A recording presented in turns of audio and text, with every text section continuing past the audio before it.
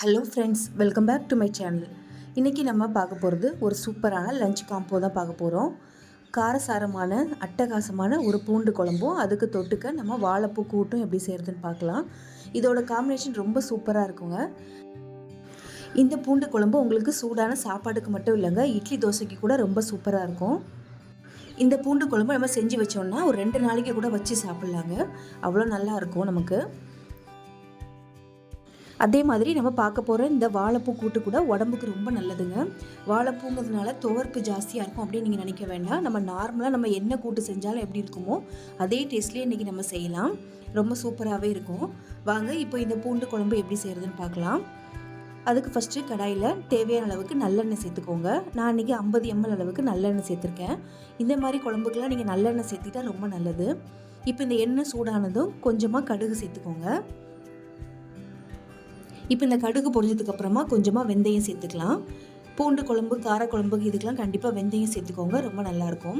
கூடவே கொஞ்சமாக கருவேப்பிலை சேர்த்துக்கோங்க. இப்போ இது எல்லாமே நல்லா பொரிஞ்சு வந்ததுக்கப்புறமா நம்ம எடுத்து வச்சுருக்க பூண்டு இதில் சேர்த்துக்கலாம். நான் இன்றைக்கி ஒரு 50லேருந்து 75 கிராம் அளவுக்கு நான் பூண்டு எடுத்திருக்கேன். நான் பெரிய பெரிய பல்லுங்கிறதுனால 2 துண்டாக கட் பண்ணி சேர்த்துருக்கேன். இப்போ இதை நல்லா வதக்கி விடுங்க. இப்போ இந்த பூண்டு நல்லா எண்ணெயிலே நல்லா நிறம் மாதிரி வர அளவுக்கு நல்லா நமக்கு ஃப்ரை ஆகி வரணும். அப்போ தான் நமக்கு சாப்பிட்றதுக்கும் ரொம்ப நல்லாயிருக்கும். இப்போ பாருங்கள், பூண்டு ஒரு 2 நிமிஷம் நல்லா ஃப்ரை ஆகி வந்திருக்கு. இப்போ நம்ம எடுத்து வச்சுருக்க சின்ன வெங்காயத்தை இதில் சேர்த்துக்கலாம். நான் ஒரு 100 கிராம் அளவுக்கு சின்ன வெங்காயம் சேர்த்துருக்கேன். இந்த குழம்புக்கு கண்டிப்பாக சின்ன வெங்காயம் சேர்த்துக்கோங்க, அப்போ தான் ரொம்ப நல்லாயிருக்கும். உங்கள்கிட்ட இல்லாத பட்சத்தில் நீங்கள் ஒரு 2 பெரிய வெங்காயத்தை கட் பண்ணி சேர்த்துக்கோங்க. இப்போ இந்த வெங்காயம் நல்லா நமக்கு வெந்து வரணும். ஒரு 2லேருந்து 3 நிமிஷம் அப்படியே மூடி விட்டு நீங்கள் வேக விடுங்க. இப்போ பாருங்கள், நமக்கு வெங்காயம் பூண்டு எல்லாமே நல்லா வெந்து வந்திருக்கு. இப்போ இந்த சமயத்தில் நம்ம கட் பண்ணி வச்சுருக்க தக்காளி சேர்த்துக்கலாம். நான் 2 நல்ல பழுத்த தக்காளியாக எடுத்திருந்தேன், அதை நம்ம இதில் கட் பண்ணி சேர்த்துக்கலாம். சேர்த்துட்டு இப்போ இந்த வெங்காயம் தக்காளி வதங்கிறதுக்காக கொஞ்சமாக கல்லுப்பு சேர்த்துக்கோங்க. சேர்த்துட்டு இப்போ இதையும் சேர்த்து நல்லா வதக்கி விடலாம். இப்போ இந்த தக்காளி நல்லா நமக்கு மசிஞ்சு நல்லா வெந்து வரணும். அப்போ தான் நமக்கு நல்லா வெந்து வரும்போது தான் நமக்கு கிரேவி நல்லாயிருக்கும். அதுக்கு ஒரு மூடி போட்டு நம்ம ஒரு 3 நிமிஷம் நல்லா வேக விட்டுடலாம். இப்போ பாருங்கள், ஒரு 2-3 நிமிஷம் ஆயிருக்கு. இப்போ தக்காளி நமக்கு நல்லா மசிஞ்சு நல்லா வெந்து வந்திருக்கு. இந்த அளவுக்கு நமக்கு வெந்தால் போதும்.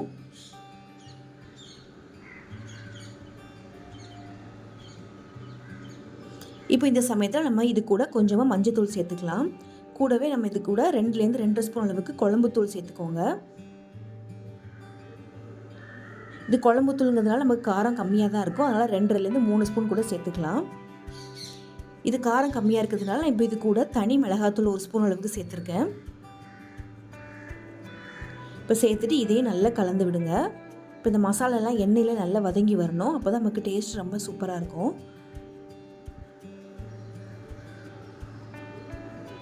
இப்போ நம்ம இந்த சமயத்தில் நம்ம இந்த குழம்புக்கு தேவையான அளவுக்கு உப்பு சேர்த்துக்கலாம். உப்பு சேர்த்துட்டு மறுபடியும் நல்லா கலந்து விடுங்க.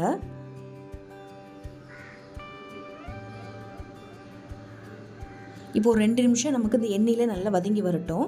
இப்போ பாருங்கள், மசாலா எல்லாமே நல்லா வெந்து வந்திருக்கு. நம்ம சேர்த்துருந்த எண்ணெய் கூட இந்த மாதிரி பிரிஞ்சு வரணும். அப்போ தான் நமக்கு நல்ல மசாலாலாம் வாசனைலாம் பச்சை வாசனைலாம் போயிருக்குன்னு அர்த்தம். இப்போ இது கூட நம்ம எடுத்து வச்சுருக்க புளியை சேர்த்துக்கலாம். நான் ஒரு பெரிய லெமன் சைஸ் அளவுக்கு புளி எடுத்து ஒரு 200 ml தண்ணியில் மட்டும் நம்ம கரைச்சி எடுத்துக்கலாம்.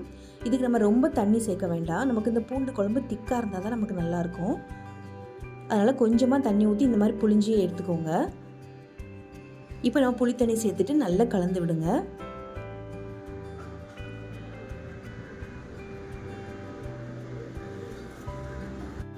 இப்போ நமக்கு இந்த புளி தண்ணியோட வாசனையும் போகணும், அதுக்காக நம்ம இதை நல்லா கொதிக்க விடணும். இப்போ பாருங்கள், இந்தளவுக்கு நம்ம கொதிக்க ஆரம்பிக்கும் போது நம்ம ஒரு மூடி போட்டு கொதிக்க விட்டுடலாம். ஒரு 4லேருந்து 5 நிமிஷம் அப்படியே விட்டுருங்க. அப்போ தான் நமக்கு நல்ல அந்த புளியோட பச்சை வாசனை எல்லாம் போய் நல்லா நமக்கு கொதிச்சு வரும். இப்போ பாருங்கள், ஒரு 4லேருந்து 5 நிமிஷம் ஆயிருக்கு. எண்ணெய்லாம் மேலே எப்படி பிரிஞ்சு வந்திருக்கு பாருங்கள். இப்போ இதை நல்லா கலந்து விட்டுருங்க.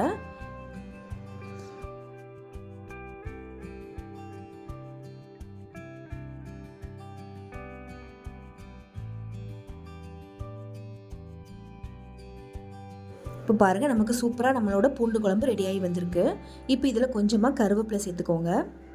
இப்போ இதில் நீங்கள் லாஸ்ட்டாக இறக்கும்போது ஒரு ஸ்பூன் அளவுக்கு நாட்டு சக்கரை சேர்த்துக்கோங்க. நாட்டு சக்கரை இல்லைன்னா வெல்லம் பொடிச்சது எல்லாம் சேர்த்துக்கோங்க.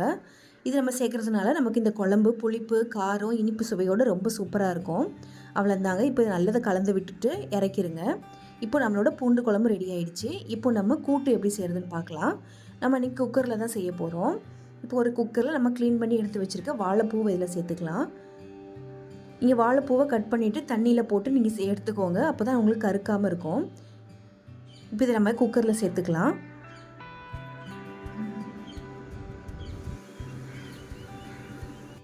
இப்போ இது கூடவே நம்ம கழுவி வச்சுருக்க பாசிப்பருப்பை சேர்த்துக்கலாம்.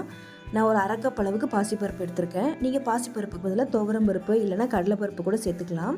கடலைப்பருப்பு சேர்த்திங்கன்னா ஒரு அரை மணி நேரம் ஊற வச்சுட்டு சேர்த்துக்கோங்க. அப்போ தான் உங்களுக்கு நல்ல வெந்து வரும்.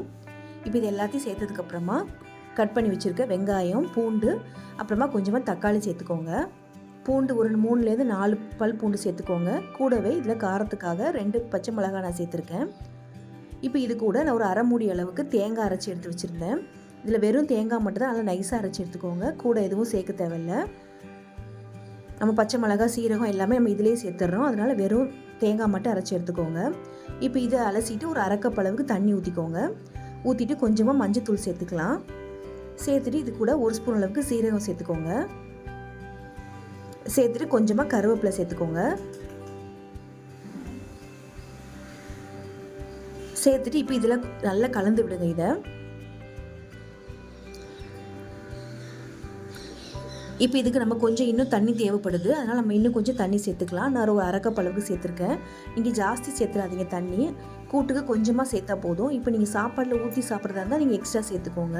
நம்ம இது தொட்டுக்க தான் செய்கிறோம். அதனால் கொஞ்சம் திக்காகவே இருக்கட்டும். இப்போ இந்த கூட்டுக்கு தேவையான அளவுக்கு உப்பு சேர்த்துட்டு நல்லா கலந்து விட்டுருங்க.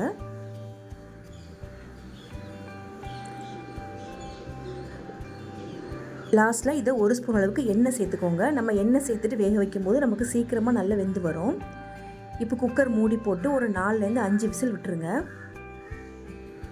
நமக்கு வாழைப்பூ அப்போ தான் நல்லா வெந்து வரும். ஃபுல் ஃப்ளேமில் வச்சே வேக விடுங்க. ஒரு 4லேருந்து 5 விசில் வந்ததுக்கப்புறமா பார்க்கலாம். இப்போ பாருங்கள், நமக்கு வாழைப்பூ நல்லா வெந்து நமக்கு ரெடியாகி வந்திருக்கு. நம்ம பாசிப்பருப்பு சேர்த்ததுனால நல்லா மசியே வெந்து வந்திருக்கு. இப்போ இதை நல்லா கலந்து விட்டுட்டு இப்போ இதுக்கு ஒரு தாளிப்பு ரெடி பண்ணிக்கலாம்.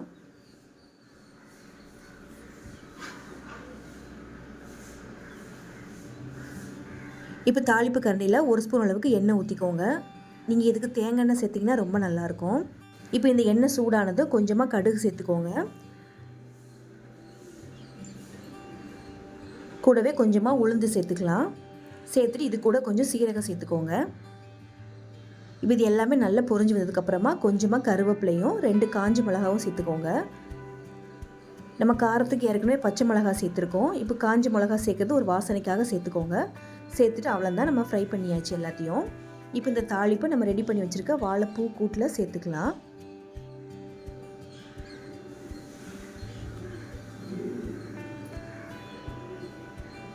இப்போ இது கூட நீங்கள் சேர்த்துட்டிங்கன்னா அவ்வளோதாங்க, நம்மளோட கூட்டும் ரெடி ஆகிடுச்சு. ரொம்ப சிம்பிளாகவே நம்ம இன்றைக்கி குக்கரில் செஞ்சிட்டோம். இதோட டேஸ்ட்டும் ரொம்ப சூப்பராக இருக்கும். இது இப்போ நல்லா கலந்து விட்டுட்டு அடுப்பை ஆஃப் பண்ணிவிடுங்க. அவ்வளோதாங்க, நம்மளோட பூண்டு காரக்குழம்பும் நம்மளுக்கு வாழைப்பூ கூட்டும் சூப்பராக ரெடி ஆகிடுச்சு. இது கண்டிப்பாக நீங்கள் ஒரு வாட்டி ட்ரை பண்ணி பாருங்கள். இதோட காம்போ ரொம்ப சூப்பராகவே இருக்கும். இதே மாதிரி சூப்பரான ரெசிபிலாம் நீங்கள் பார்க்கணுன்னா மறக்காமல் என்னோடய சேனலை சப்ஸ்கிரைப் பண்ணிக்கோங்க. இந்த வீடியோ உங்களுக்கு பிடிச்சதுன்னா ஒரு லைக் பண்ணி ஷேர் பண்ணுங்கள். தேங்க்ஸ் ஃபார் வாட்சிங்.